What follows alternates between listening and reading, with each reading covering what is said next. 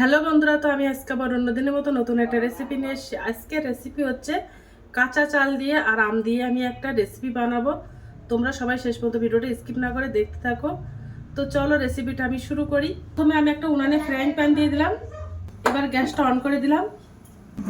আর দেখো আমি 50 গ্রাম মতো চাল নিয়েছি। ভাত রান্নার ঘরোয়া যে চালটা আমি ব্যবহার করি সেই চালটা নিয়েছি। তোমরা চাইলে আতপ চালও নিতে পারো। তো আমি এই চালটা প্রথমে ভাজা করে নেব।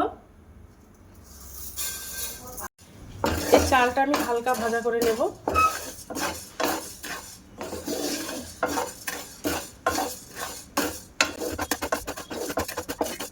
তো দেখো চালটা ভাজা করা হয়ে গেছে। এবার আমি গ্যাসটা অফ করে দেবো। আমি লাল লাল করে ভাজা করে নিইনি, একটু সাদা সাদা করে ভাজা করে নিয়েছি। এবার আমি একটা চিনি শিরা বানিয়ে নেব। তো দেখো আমি 200 গ্রাম চিনি নিয়ে নিয়েছি। চিনিটা দিয়ে আমি একটা চিনি শিরা বানিয়ে নেব।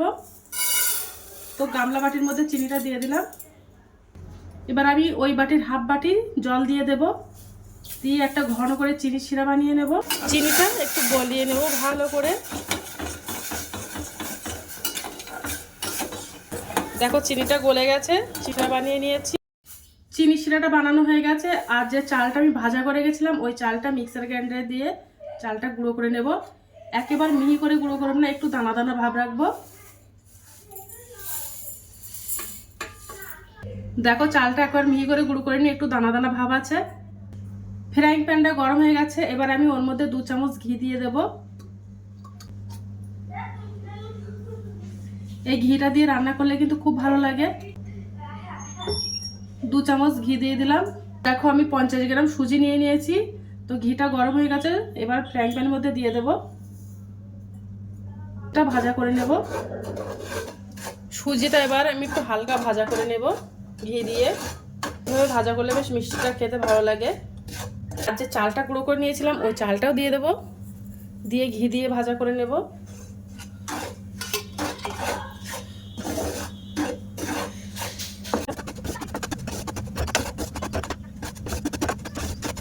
সুজিটা ভাজা করা হয়ে গেছে। আমি যে চিনি শিরাটা বানিয়েছিলাম এবার ওই চিনি শিরাটা দিয়ে দেব।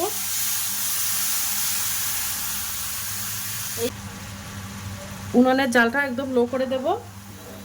আর দেখো যে আমি আগের থেকে আমের একটা পিউরি বানিয়ে নিয়েছিলাম, ওই আমের পিউরিটা দিয়ে দেব। একটা বড় সাইজের আম নিয়ে নিয়েছিলাম, নিয়ে সেই পিউরি বানিয়ে নিয়েছিলাম মিক্সার গ্রাইন্ডারে দিয়ে এবার ভালো করে মিশিয়ে নেব। লবণ দিয়ে দেব। আর ওর মধ্যে 4 চামচ মতো গুঁড়ো দুধ দিয়ে দেবো। গুঁড়ো দুধটা দিলে এই মিষ্টিটা খেতে কিন্তু আরো ভালো লাগে।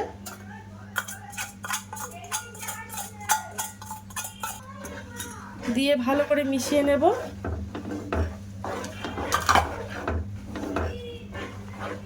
ওর মধ্যে 2টো এলাচ দিয়ে দেব, 2টো লবঙ্গ দিয়ে দেব। দিয়ে এবার ভালো করে চাল করে নেব। আর দুধটা ভালো করে মিশিয়ে নেব। আর 1 চামচ ঘি দিয়ে দেব।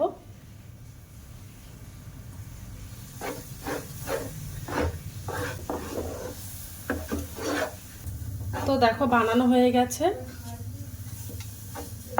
এবার আমি গ্যাসটা অফ করে দেব। আর এটা বানানো হয়ে গেছে। এবার ভালো করে আমি ঠান্ডা করে নেব। তো ঠান্ডা করে নিয়েছি। এবার আমি লাড্ডু মতো পাকিয়ে নেব। তোমরা চাইলে যে কোনো শেপে বানাতে পারো। তো আমি গোল লাড্ডু মতো বানিয়ে নেব।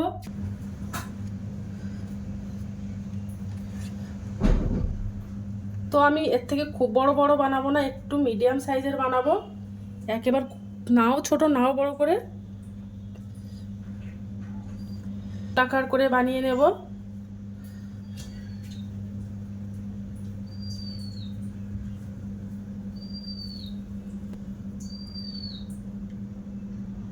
তো একটা বানিয়ে নিয়েছি। পাকা আম আর কাঁচা চাল দিয়ে যে এত সুন্দর মিষ্টি বানানো যায় আগে কোনোদিন জানতাম না। তোমরা একবেলা বাড়িতে ট্রাই করতে পারো। আর ভিডিওটা ভালো লেগে থাকলে আমার চ্যানেলে একটা লাইক, কমেন্ট, শেয়ার এবং সাবস্ক্রাইব করে দেবে। আর বাদ বাকি মিষ্টিগুলো আমি এভাবে বানিয়ে নেব। তো দেখো মিষ্টিগুলো সব বানিয়ে নিয়েছি। ছোট ছোট বাটি নিয়ে নিয়েছি। এই বাটির মধ্যেই মিষ্টিগুলো আমি সাজিয়ে নেব।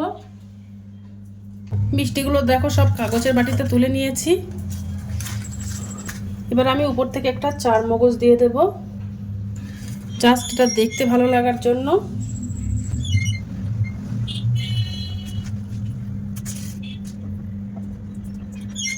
আর সাইড থেকে একটু চেরি ফলের টুকরো দেবো, জাস্ট এটা দেখতে ভালো লাগার জন্য। তোমরা চাইলে এটা বাদ দিয়ে দিতে পারো। আমার কাঁচা চাল দিয়ে কত সুন্দর একটা মিষ্টি বানিয়েছি, তোমরা একবার বাড়িতে ট্রাই করতে পারো।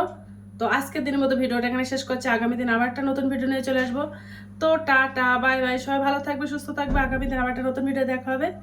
তো দেখো কতটা সুন্দর লাগছে।